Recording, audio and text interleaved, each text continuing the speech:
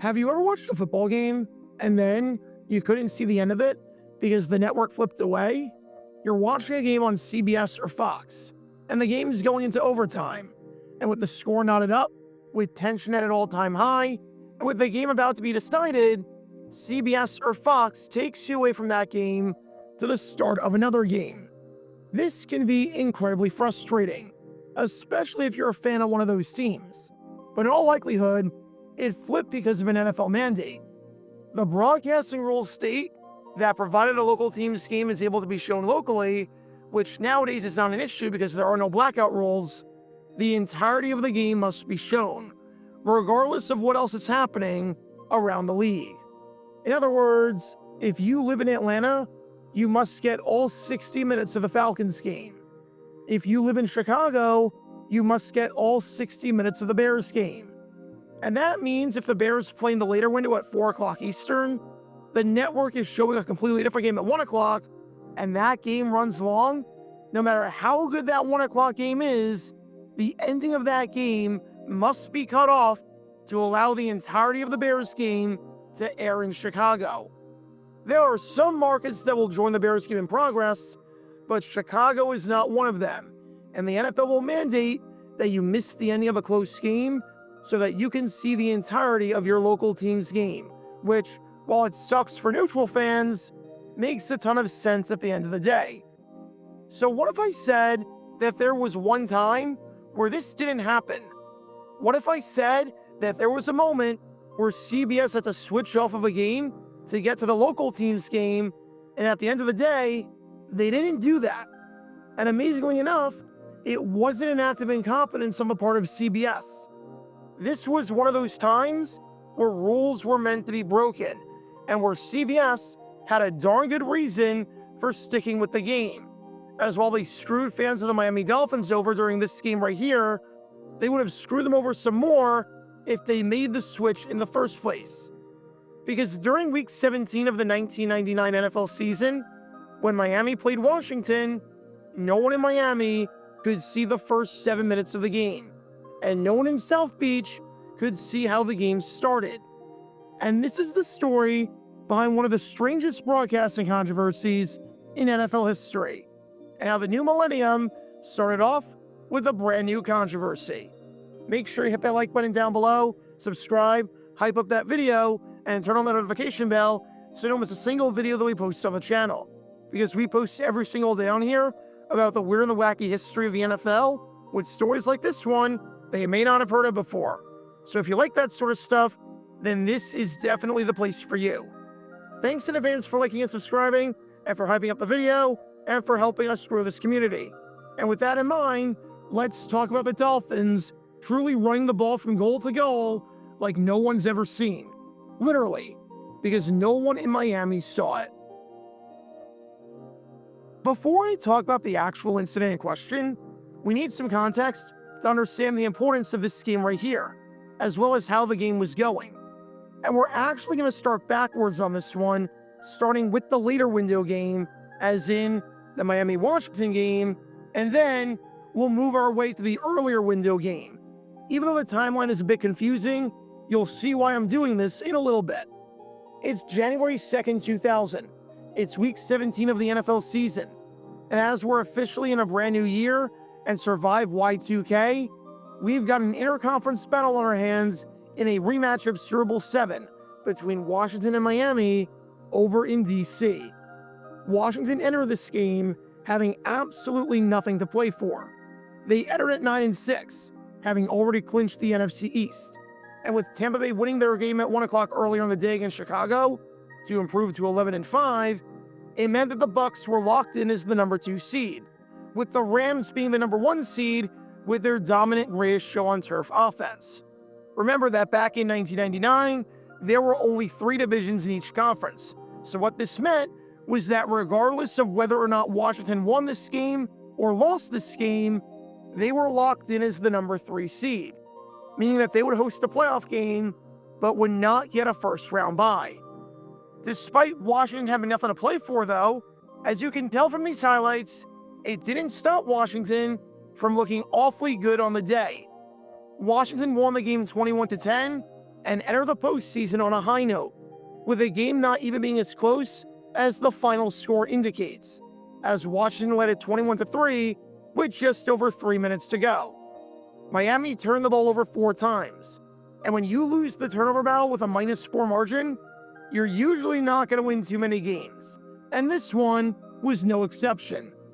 Dan Marino's final ever regular season start was not a good one, as he looked like a shell of himself, much like how he looked throughout the entire second half of the 1999 season, as Marino went 11 for 24, completing just 45% of his passes for 118 yards, no touchdowns, 1 interception, and a passer rating of 43.4. Miami scored on just one of their first 10 drives of the game, and Washington was able to move the ball down the field relatively easily to open up the game, with 3 of their first 6 drives going for at least 67 yards. All in all, it was a dominant way for Washington to enter the postseason, and an absolute crap way for the Dolphins to end their regular season, as following an 8-2 start where they looked like one of the best teams in football and one of the favorites to win the Super Bowl, they had now dropped 5 of their final 6 games. That was the bad news for Miami on this day. However, there was some good news, and there was a light at the end of the tunnel. The good news was that, much like this game meant nothing for Washington, this game meant nothing for Miami either. Entering the final week of the season, the Dolphins were 9-6, tied with the Seattle Seahawks and the Kansas City Chiefs on record. One of those aforementioned teams, whether it was the Seahawks or the Chiefs, would be guaranteed to win the AFC West, and Miami owned the tiebreaker over both Seattle and Kansas City when it came to the wild card. The Buffalo Bills were locked into the number 5 seed after their win against the Indianapolis Colts earlier in the 1 o'clock window, in a game that you can learn more about by clicking the card in the upper right corner. So the best the Dolphins could be was the number 6 seed. But seeing as they own the tiebreaker over both the Seahawks and the Chiefs, if either the Seahawks or the Chiefs lost in Week 17, then the Dolphins would be in, no questions asked. And luckily for the Dolphins, the Seahawks and Chiefs both played in the 1 o'clock window, with the Seahawks taking on the Jets and the Chiefs taking on the Raiders. This meant that entering their 4 o'clock game against Washington, Miami knew exactly what they needed to do in order to make the playoffs. Head coach Jimmy Johnson would know by the time the game kicked off whether he'd be needed to play his starters and go for the win, or whether he could rest some guys and just look ahead to their playoff game. Initially, the CBS affiliate in Miami aired this game in the 1 o'clock window between the Seahawks and the Jets. The Seahawks were another team, like Miami, who was collapsing down the stretch, as after starting the year off 8-2, they lost 4 of their ensuing 5 games. And sure enough, it was about to be 5 out of 6, as the Jets won it by a final score of 19-9, scoring 16 of the final 19 points, while holding Seattle to just 33 yards rushing on well under 3 yards a carry. Thanks to a great game by Curtis Martin, the future Hall of Fame running back, who had 158 yards on the ground and over 200 yards from scrimmage, and thanks to a strong defensive showing that forced John Kitna to throw 2 picks and made the Seahawks go just 2 for 12 on 3rd down, the Jets were able to dominate the time of possession and win the game by 2 scores.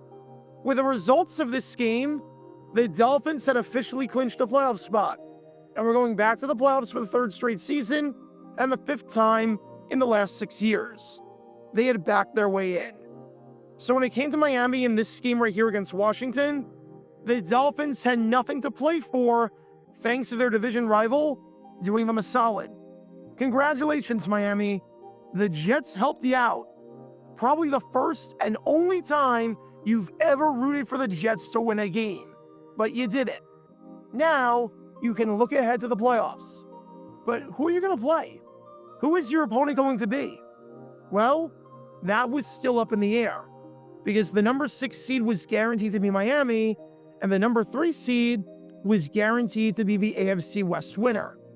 And we already established that the AFC West winner would be either the Chiefs or the Seahawks.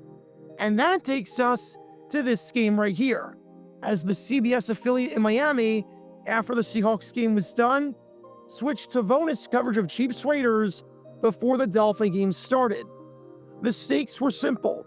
If the Chiefs won, they'd be the number 3 seed, and they take on the Dolphins at Arrowhead Stadium in the wild card round. If the Chiefs lost, the Seahawks would be the number 3 seed, and they take on the Dolphins at the Kingdome in the wild card round. And the problem with this Chiefs-Raiders game was that it was running really, really long. So long, in fact, that it went into overtime. And at this point, with the Raiders driving down the field in a 38-35 game, and with the Raiders eventually winning it 41-38 to knock the Chiefs out of the playoffs and send the Seahawks through as the AFC West champions for just the second time in franchise history, the CBS affiliate in Miami had a decision to make. Usually, the decision is obvious because the rules mandate it. Miami's game against Washington had to be shown in Miami in its entirety because every local team's game must be shown on over-the-air television if it is not blacked out. And the Dolphins were not blacked out because the game was on the road in Washington, D.C., and the road team could never get blacked out. However, this was one of those unique circumstances, especially since split screen was not a thing back in January 2000 because of how small the average TV was, and because of the technology of the networks. If you flipped off of this Chiefs-Raiders game right here to the start of the Dolphins game, the pro for Miami fans is that they could see the entirety of their team's game. However, the cons outweigh the pros. The cons are that, number one, the Dolphins game doesn't mean anything, as they're locked into the number 6 seed, regardless of the outcome. Number two, you're missing the ending to a great game, and one of the most exciting games of the regular season, especially seeing as the Chiefs led it 17-0 at one point and looked as if they were in complete control before blowing a 3-score lead. In a battle between the start of a game that means nothing and the ending of a game that has all the makings of a massive choke job with playoff implications, the latter is always going to sound more appealing to a neutral fan. And number three, and most importantly, this Raiders-Chiefs game had massive implications for the Dolphins. The outcome of this game would determine who the Dolphins would play in the wildcard round. Some Dolphins fans wanted the Chiefs to win so they could play at Arrowhead, and other Dolphins fans wanted the Raiders to win so they could play at the Kingdome. This game and the outcome of it meant more to Dolphins fans than the actual Dolphins game.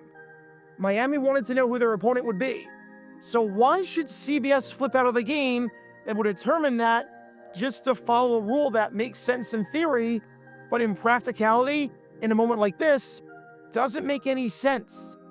If the Chiefs-Raiders game meant absolutely nothing for the Dolphins, that's one thing. It sucks to flip off of a great game and a thrilling ending, but you've got to do it. But seeing as that game meant everything to the Dolphins, and seeing as fans were scoreboard watching, yeah, you can't flip off of that game. You just can't. So CBS broke the rules. The CBS affiliate in Miami decided that they were going to stay with the Chiefs-Raiders game, and this game right here, involving the hometown Dolphins, would have to wait. Eventually, that Chiefs-Raiders game ended with the Raiders winning it 41-38, like I mentioned earlier, and CBS was able to get out to the nation's capital for some Dolphins football. However, fans in Miami missed the first 7 minutes and 11 seconds of the contest. It's not as if they missed much. The score was 0-0 by the time coverage switched over, even if the Dolphins got into plus territory twice and turns it over both times.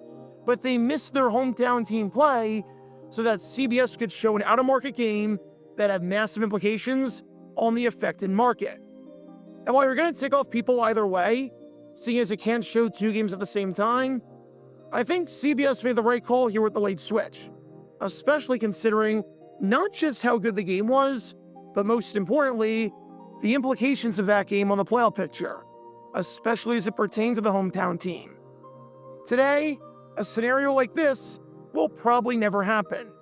I don't want to say that it can't happen, but now with flex scheduling and the final week of the season, having the times of games be adjusted so that no one knows what's happening in the other games, something like this probably won't occur anytime soon where a network would be forced into such a predicament.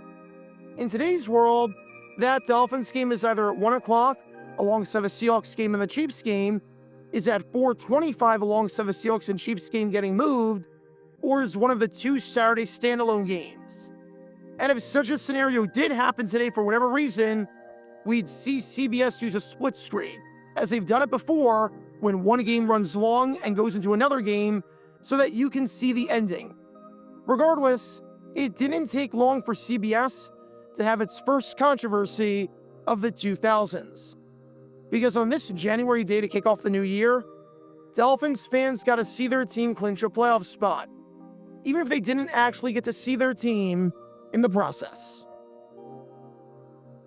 Check out our live streaming schedule for the next few days. We're live every single day on this channel, whether we're covering a sporting event or playing GeoGuessr or just taking your requests. So make sure you like and subscribe and turn on the notification bell so you don't miss a single time that we go live and so that you can join this community. Also, thanks to all our members and our Patreon supporters who get exclusive perks like their name at the end of each video, members-only Q&A streams, and cool emojis to use on videos and during streams. See how you can join this community and become a member or a Patreon member by clicking the link in the description below.